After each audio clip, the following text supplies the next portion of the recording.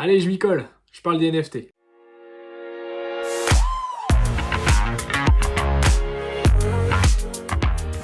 Il fait presque aussi beau dans le sud-ouest que sur le marché des NFT en novembre 2021. Aujourd'hui, je vais vous donner tout simplement mon point de vue d'investisseur sur ce marché des NFT qui est composé de plein de paramètres. C'est un joyeux bordel et il faut réussir à faire son trou dans ce marché des NFT. Dans cette vidéo, je vais avoir le point de vue d'un investisseur, ok? Pas d'un collectionneur, pas d'un joueur de casino, encore moins évidemment.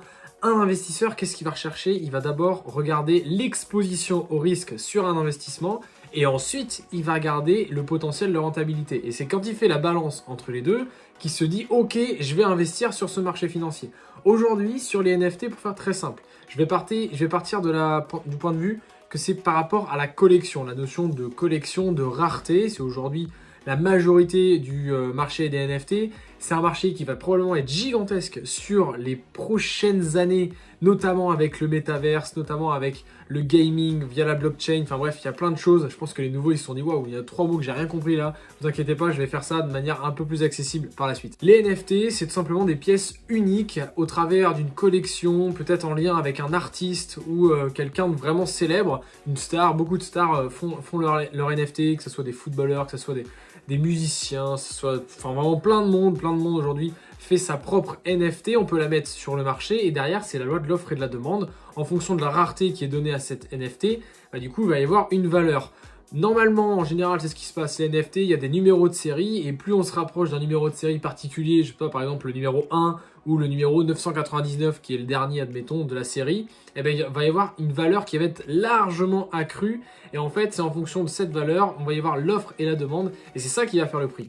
Clairement, sur ce marché, il faut avoir une sensibilité de collectionneur. Si aujourd'hui, ça vous paraît à des années-lumière de collectionner des choses et que même si à 5 ans, vous collectionniez les pièces de monnaie en euros, comme moi, vous avez pu le faire, par exemple, voilà, il faut vraiment s'y connaître. Des gens qui vont peut-être être dans la collection de sneakers, de chaussures de sport, de vêtements de luxe, vont peut-être avoir cette notion, mais si vous n'y connaissez absolument rien à ce monde-là, déjà, c'est vraiment un veto de base, n'y allez pas. La hype autour des NFT, c'est-à-dire l'intérêt grandissant qu'il y a eu, c'était vraiment fin 2020, début 2021, avec le développement des différentes blockchains, notamment Solana, notamment Ethereum évidemment qui était déjà développé.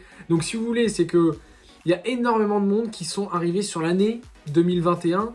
Il y a une hype qui est gigantesque, vraiment.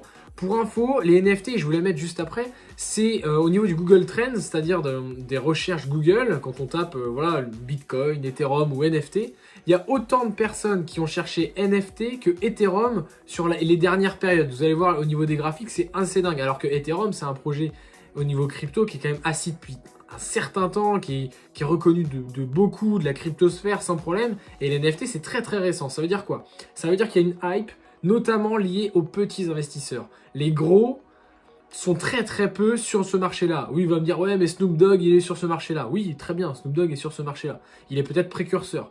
Mais cite-moi un institutionnel, une grande entreprise qui collectionne, qui achète et qui revend des NFT. Aujourd'hui, c'est très compliqué à savoir ce type d'information. Le marché est porté par les petits investisseurs, exactement comme les ICO à l'époque, donc les petites crypto-monnaies qui faisaient des levées de fonds en 2017-2018, qui a donné le précédent bull run, qui a donné les explosions qu'on a connues, mais qui a donné aussi les chutes fantastiques de moins 80, moins 90% sur certaines crypto-monnaies.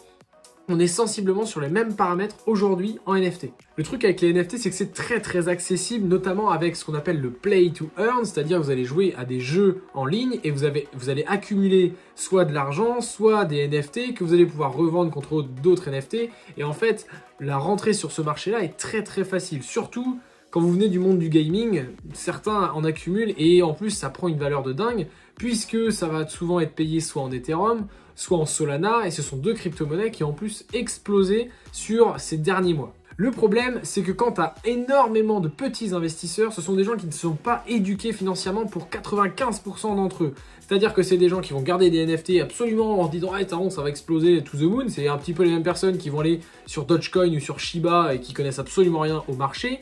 Les mecs vont se dire c'est un moyen de faire de l'argent hyper rapide, donc boum, j'ai acheté des NFT, je vais essayer de les revendre, je vais faire machin, je vais faire ma sauce, alors qu'ils n'ont aucun plan de sortie. Aujourd'hui, acheter des NFT et les revendre en gain, c'est pas ce qu'il y a de plus compliqué, clairement. Mais est-ce que vous les revendez quand vous avez fait plus 50% de la valeur, plus 100%, plus 300, plus 10 000? Voilà, aucun plan de sortie pour la majorité des gens qui sont aujourd'hui sur le marché des NFT. Je connais des personnes qui sont à peine sur la capacité d'acheter une crypto-monnaie sur Binance, qui sont sur le marché des NFT, sur le marché de la collection. C'est quand même incroyable juste de se dire ça. Moi, en tant qu'investisseur, c'est quelque chose qui me permet d'avoir un mouvement de recul et de me dire c'est pas le moment d'y rentrer. Ma stratégie au niveau des NFT, très simple. J'ai loupé le train. Pour moi, le train, je devais le prendre entre janvier et mars 2021 où il y a eu l'accélération avec l'ensemble des cryptos. Je n'étais pas assez formé, je n'avais pas les connaissances, donc je n'y suis pas allé.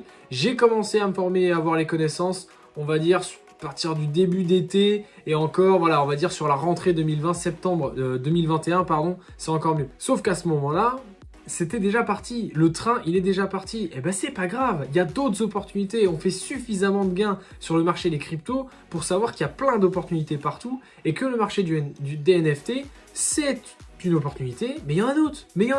Donc, il faut arrêter de se focaliser absolument sur se dire, ah, faut faire des NFT, faut faire des NFT. Aujourd'hui, moi, pour ma stratégie personnelle, je vais attendre la fin de ce bull run-là. Je vais attendre le potentiel bear market. Et au moment du bear market, là, ok, je vais pouvoir me placer sur le marché des NFT parce que je pense qu'il y a une révolution technologique qui est amenée vraiment avec tout ce qu'il va y avoir autour du digital et du virtuel. Maintenant, en attendant, c'est quoi? C'est formation, connaissance et je dois savoir vraiment le marché des NFT sur le bout des doigts, acquérir cette sensibilité peut-être de collectionneur que je n'ai absolument pas. Et à ce moment-là, je me dirais, ok, d'accord, quand il va y avoir le bear market, qu'est-ce que je fais? Est-ce que j'achète? Comment je me positionne?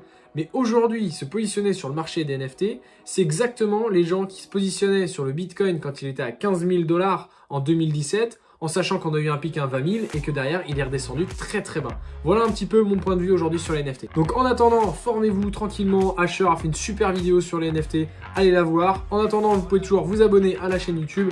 Comme d'habitude, les réseaux sociaux, TikTok, Telegram, Facebook, Instagram, LinkedIn, même tout ce que vous voulez.